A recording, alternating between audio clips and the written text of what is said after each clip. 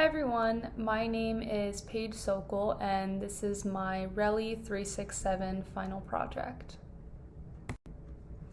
My question of the project is yoga cultural appropriation? What is cultural appropriation? The unrecognized or improper adoption of the traditions, values, ideologies of one group of people or society by members of another, usually more dominant group of people. And that came from Oxford Languages. My thesis statement: since yoga has grown to be a well-liked form of fitness and a multi-billion-dollar industry, cultural appropriation entails the growing commercialization of the practice. Yoga facilities, classes, and merchandise have multiplied as a result, and new forms and variations of the practice have been developed over time. A little bit about me. My name is Paige Sokol. I am from Orange County, California. I've been raised Catholic my entire life and continue to practice Catholicism today. I come from a middle-class family and I love meeting new people, so I would consider myself a very sociable person. Personal yoga experience. I've attended 2 different yoga classes before. One class was a hot yoga class, which consisted of the room temperature set to 90 degrees. It was probably one of the hardest classes I had ever participated in, but it was fun to try something new, and it was also a good workout. The second yoga class was a meditation class that took place on a beach while I was on vacation. It consisted of stretching, affirmations, and guided breathing. It reminded me of the classes that we were able to observe for this class for journal entries. And this is also one that I would take again if given the opportunity. What is yoga? Personally, I strictly always thought of yoga as just a form of exercise or a way to decompress in a low-intensity form. However, after taking this course and further expanding my knowledge, I learned that yoga is the attainment of liberation or supernatural powers by means of prescribed physiological methods, and that came from the roots of yoga. There are 2 different types of yoga that are traditional and modern yoga, and I will describe those in the next slide. Traditional yoga is a form of spirituality that aims to unite the practitioner with the absolute or the divine. Contemporary yoga mainly focuses on the fitness aspect of yoga and relates to the stereotypes that many people perceive of yoga before actually researching its historical roots. Yoga tradition. Yoga roots from different power structures such as caste, class, or race. This came from my first discussion post. Caste, class, or race are power structures that are rooted within yoga. Prior to birth and a person's propensity for a particular job, the caste system was based solely on occupation. By the end of the Vedic era, this classification, which was originally based on a division of work, had evolved into a strict, socially divisive system that had resulted in significant injustices. Class pertains to the many different classes that yoga can provide. They differ in techniques such as asanas, breathing, exercise. They also differ in the type of language the instructor uses, such as spiritual, religious, anatomical, or physiological. The various components of breath control, mudras, and mantras are all prominent in different yoga classes today. Gender roles pertaining to yoga. This also came from my discussion. I believe it was the second one. Regarding gender, past readings and historical data has shown that a true yogi should not associate with women or engage with them sexually. Other historical data shows that men should engage sexually with women in other ways. Predominantly, when I see a yoga studio, majority of its participants are female. However, this is a very subjective statement and is not always the case. As discussed in the readings, there are higher levels of supernatural powers that are obtained throughout practicing yoga. The main focus of yoga, however, is that one reaches the ultimate state of mind, which is referred to as samadhi. I hope that when I take a yoga class in the future, because I'm interested in taking one very soon, I reach this state of mind. However, I don't think it can be achieved after one class, so I am going to commit to consistency with taking more classes in the future. Men-only physical practice of yoga traditionally.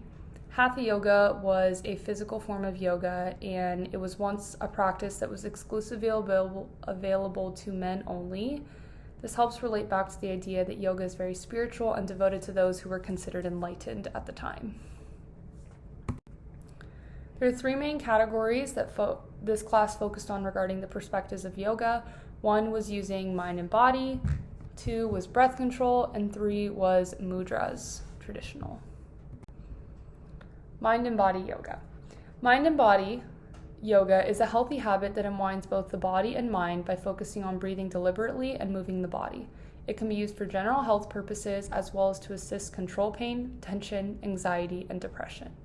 Meditation, hypnosis, guided imagery yoga, and Tai Chi are a few examples of mind-body techniques most commonly practiced today. Breath control. Pranamaya, breath control. Prana means life, breath. Ayama means control. Present in almost every form of yoga practice, defining practice of pre-modern physical yoga. A variety in early forms. Arthavaveda is mystical powers. Jaminaya Upanishad Brahma is ascetic practice. Mahabharaha was a form of dhyana. It also develops and solidifies over time. This came from Breath Control PowerPoint. Mudras consist of hand gestures, identification with deity, and often leads to possession. I included some pictures of examples of these different hand gestures. Colonialism. The growth of yoga was significantly harmed by the almost 300-year-long colonialization of India. When yogis proved to be outstanding campaigners and strategists and posted a challenge to the colonial regimen, several schools of yoga and Ayurveda were outlawed. While the effects of the erasure of culture, norms, behaviors, and practices are intersectional and cumulative over time, the trauma of colonialization can occur both during and after colonialization. Colonial violence that is systematic and institutionalized and aims to control, ignore, and exploit can cause symptoms such as cultural dyssynchrony, which is feeling out of place within one's culture, disorientation, and a sense of isolation, being out of step with culture, time, and lacking sense of purpose, and personal internalized oppression. Those who are affected show symptoms that resemble PTSD, such as hypervigilance, despair, and personal and social anxiety. This kind of trauma impacts the mind, body, and spirit, so yoga can be an effective tool for healing. Colonial trauma leads modern yogis in the West to perpetuate dehumanization, and that came from my Module 3 discussion post this semester. There are three main differences in colonialism for yoga: economics, politics, and then social differences or religious differences. These are some influential gurus when coming to the West. First was Swami Vivekananda, who brought yoga to the United States. T. Krishnamacharya, he was a yoga teacher and guru and also regarded as the father of yoga. Next was K. Pattabhi Jois, who was yoga and lineage. BKS Iyengar was another yoga teacher and guru. And lastly, Swaminarayan was Bhakti Yoga and the guru. And then in the next few slides, I break down their importance and what each of them was kind of known for.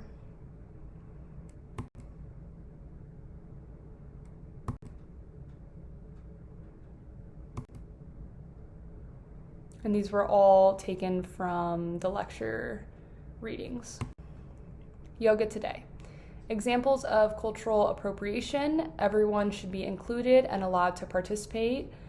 From my first discussion, before really knowing what this was, I used to think that yoga was branded specifically for women and men did not necessarily participate. However, that was never the case. I became more aware during this class that it's really open for everyone. There's different ways to practice yoga, such as YouTube videos, which is what we did in this class, whether you were observing them or partaking in them.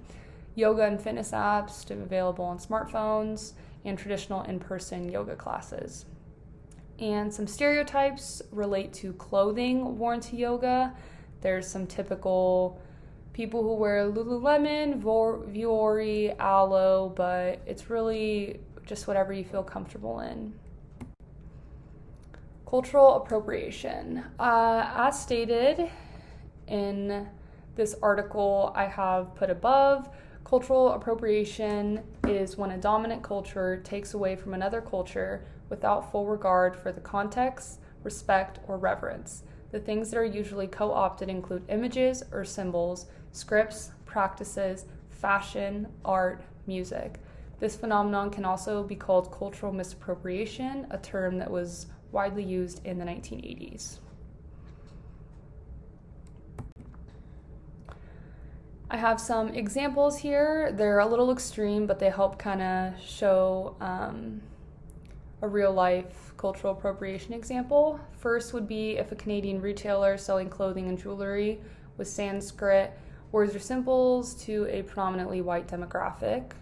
Another example, more general, would be if a sports team were to be using Native American tribal names or images as their mascot. Both of these would be extremely disrespectful, and that's another reason why I find it extremely important for individuals to educate themselves on cultural appropriation, because it can sometimes happen unintentionally. Overall, after becoming more westernized, yoga has undergone substantial change. The spiritual aspect of the practice has diminished in importance, and as it has been more commercialized and increasingly emphasizes its physical advantages. And I've attached a bibliography at the end. Thank you.